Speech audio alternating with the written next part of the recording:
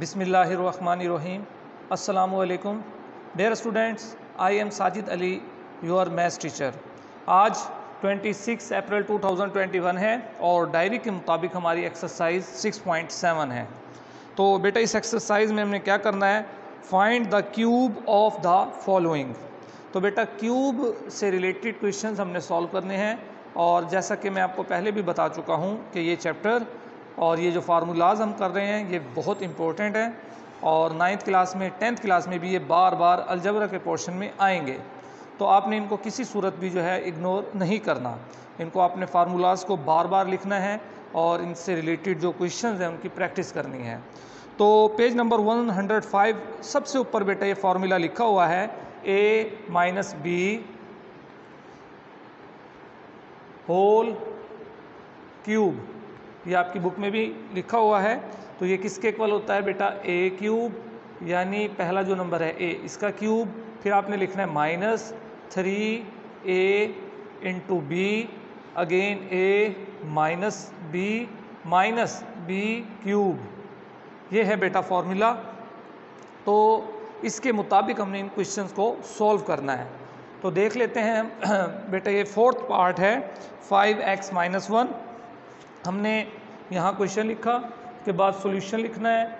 Taking cube, आपने इस पर क्यूब लेना है। 5x माइनस 1 होल का क्यूब बेटा ये कहलाता है। अब देखें a का क्यूब था फॉर्मूला के मुताबिक, तो यहाँ a हमारे पास 5x है यानी 5x का क्यूब। फिर देखें आप माइनस 3ab, तो आप लिखेंगे माइनस 3, फिर a जो है बेटा यहाँ 5x है, ब्रैकेट लगाएंगे 5x लिखेंगे, फिर b देखें वो क्या है 1 लिखेंगे, फिर दोबारा बेटा ऊपर देखें ब्रैकेट है, ब्रैकेट के अंदर a माइनस बी, तो यहाँ a माइनस बी क्या है 5x माइनस 1, वो हमने लिखा। फिर माइनस बी क्यूब यानी जो दूसरा नंबर है उसका क्यूब, यहाँ जो दूसरा नंबर है वो 1 है, तो आप देख सकते हैं 1 का क्यूब, यानी फार्मूले के मुताबिक मैंने इसको ओपन किया। कुछ बच्चे ये काम कर देते हैं 5x क्यूब लिख देते हैं, तो ये गलत है। क्यों गलत है? क्योंकि यहाँ x के ऊपर तो क्यूब लिया गया है, 5 को छोड़ दिया गया है। तो जब दो नंबर आपके पास हों तो आपने ब्रैकेट लगानी है और होल का क्यूब लेना है। तो अगर हम 5 का क्यूब लें तो बेटा वो क्या होता है 5 multiply by 5 multiply by 5 125, x का क्यूब ये आ गया है। अब आप 3 को 5 से मल्टीप्लाई करेंगे तो 3 5 15x, 7x भी है, और जब 15x को 1 से करेंगे तो 15x ही आएगा। उसके बाद 5x minus 1 as it is मैंने लिख दिया, माइनस 1 का क्यूब 1 ही होता है। तो यहाँ अब पावर्स जो हैं वो ख़त्म हो चुकी हैं। नेक्स्ट स्टेप में बेटा मैंने 15 को 5 से मल्टीप्लाई करना है, 15 को जब हम 5 से करेंगे तो 75 आएगा, और साथ देखें आप x है, यहाँ भी x है, तो x को जब हम x से करेंगे तो x स्क्वायर आएगा, और ब्रैकेट के बाहर माइनस है तो इसकी वजह से जो अंदर का जो साइन है वो प्लस हो जाएगा, और 15x को जब आप 1 से करेंगे तो 15x आएगा। ठीक है बेटा, तो इस तरीके से आपका जो फार्मूला है कंप्लीट हो गया। अब हम चलते हैं एक्सरसाइज 6.8 की जानिब, मगर इससे पहले आप देखें ये क्वेश्चन नंबर जो 1 का 7th पार्ट है, इसमें 2m + 3n है।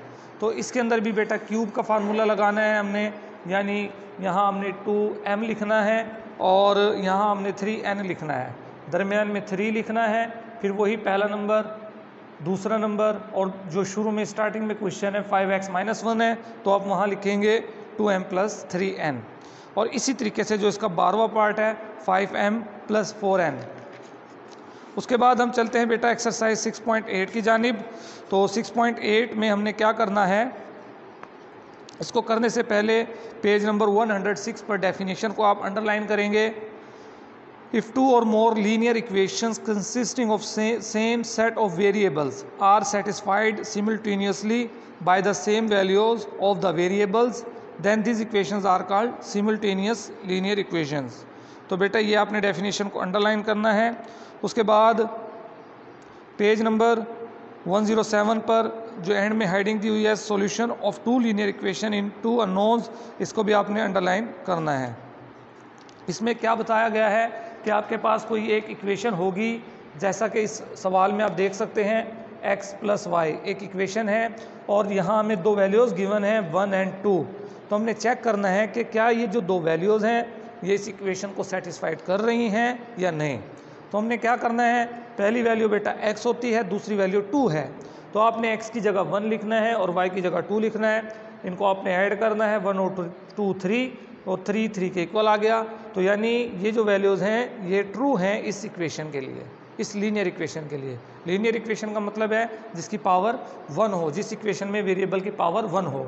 उसके बाद देखिए बेटा ये क्वेश्चन नंबर 5 है 6.8 का, इसका जो बी पार्ट है उसमें इक्वेशन है 2x + 7y = 16। तो हमने यहाँ भी इसी तरीके इन्हीं वैल्यूज़ को पुट करना है, x = 1 y = 2।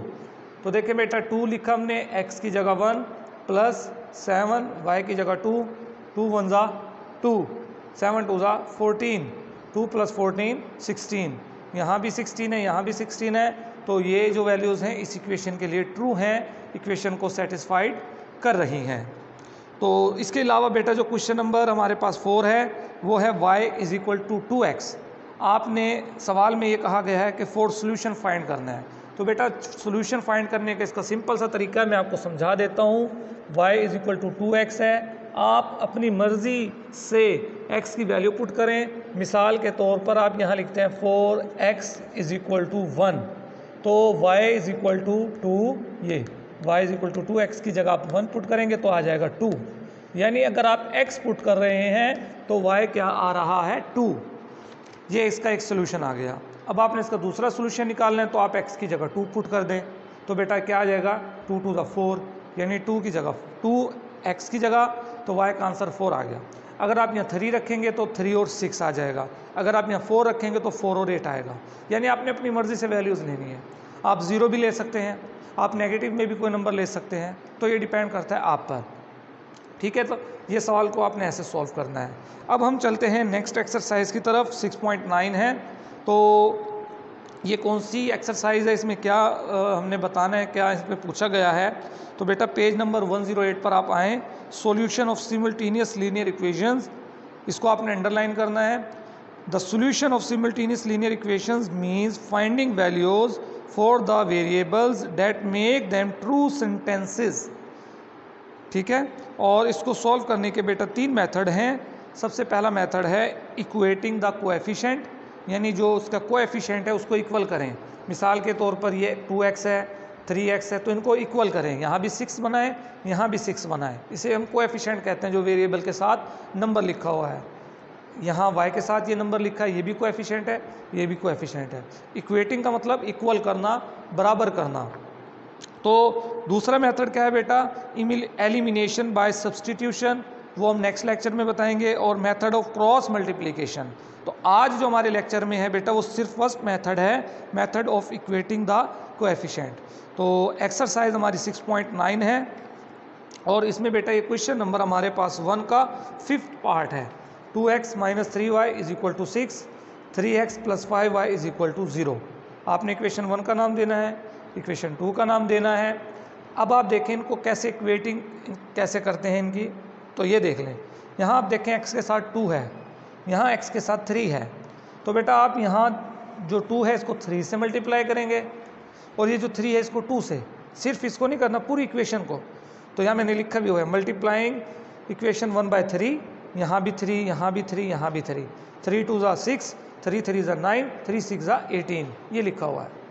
उसके बाद यहाँ इक्वेशन 2 को 2 से मल्टीप्लाई करेंगे, 2 3 ज़ा 6, 2 5 ज़ा 10, 2 को 0 से करेंगे तो 0 आंसर आएगा। और फिर इनको आपने सब्ट्रैक्ट करना है। जब सब्ट्रैक्ट करते हैं तो बेटा हमने साइन चेंज करने हैं। आप देख सकते हैं मैंने यहाँ साइन चेंज कर दिए हैं, ये कैंसिल हो जाएंगे। उसके बाद आप देखें इस साइन को हमने इग्नोर करना है, -9 - 10 सेम साइन है तो ये ऐड हो जाएंगे और आंसर आएगा -19y। और ये बेटा 18 और 0 किसी भी नंबर के साथ प्लस हो माइनस हो तो उस नंबर पर कोई फ़र्क नहीं पड़ता, वो नंबर एज इट इज़ आ जाता है। अब 19 हमने क्या करना है, -19 इसको बेटा उधर शिफ्ट कर देंगे तो 18/19 ये आपका आंसर आ गया, y की वैल्यू आ गई। अब आपने क्या करना है, put value of y in equation number 2। 1 में भी पुट कर सकते हैं, 2 में भी पुट कर सकते हैं, आंसर सेम आएगा। चूँकि 2 में एक 0 है, यहाँ वैल्यू पुट करके सॉल्व करना आसान है।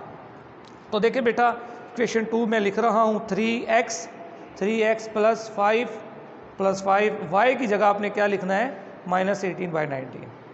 और ये बात याद रखनी है, जब फ्रैक्शन में, ये फ्रैक्शन है, ये नंबर अगर कोई फ्रैक्शन के साथ मल्टीप्लाई होता है तो वो ऊपर वाला जो नंबर है न्यूमरेटर उसके साथ मल्टीप्लाई होता है, यानी 5 और 18 मल्टीप्लाई होंगे तो आंसर आएगा आपका बेटा 90, जैसा कि सामने आपको लिखा हुआ नज़र आ रहा है। और प्लस माइनस माइनस, चूँकि हमने इस क्वेश्चन के अंदर y और x की वैल्यू फाइंड करनी है, y की हम ऑलरेडी फाइंड कर चुके हैं, तो अब x की वैल्यू फाइंड करनी है तो -19 को बेटा उधर शिफ्ट करेंगे तो ये 90/19 हो जाएगा पॉजिटिव। फिर उसके बाद ये नंबर यहाँ मल्टीप्लाई हो रहा है, आप बोथ साइड पे डिवाइड कर दें, ऐसे भी लिख सकते हैं, ठीक है, तो यहाँ ये कैंसिल हो जाएगा। और 90/3 × 19, अब 90 और 3 की कटिंग करें तो आंसर आता है 30, तो ये बेटा 30/19 आपका आंसर है। ये x है और ये y है, इसको सोल्यूशन सेट की फॉर्म में लिखना है। पहले आपने x लिखना है 30/19 और उसके बाद आपने y की वैल्यू लिखनी है -18/19, ठीक है बेटा। तो इन सवालों की आपने प्रैक्टिस करनी है। उम्मीद है आज का लेक्चर आपको अच्छी तरह समझ आ गया होगा। अगर बेटा फिर भी कोई प्रॉब्लम हो, कोई बात समझ ना आ रही हो तो आपने मुझसे रब्ता करना है। अल्लाह हाफिज़।